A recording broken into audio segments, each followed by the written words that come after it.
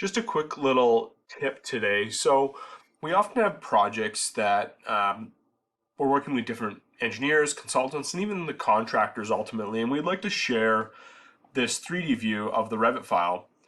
So obviously the first thing you need to do is you need to select a 3D view, which I've done already. We can go up to Collaborate, and we can go to this button here called Shared Views. And so this uploads this to Autodesk's kind of shared library. So we can click New Shared View, and we can type in the name of the project. And we'll call this 3D View. And I like to add the date.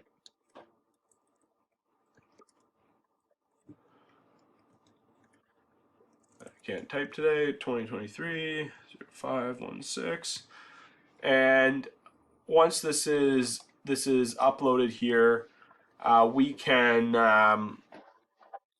then share it with our different consultants, and it's just kind of an easy format to do that. So I just wanted to quickly show the file is done processing, and so we can go over here to our copy link button where these three dots are here. Click copy link, and we can open this up in our browser now.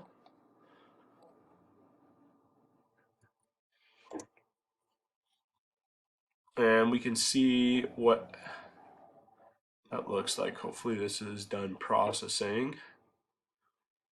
Yeah. So we can see our file here.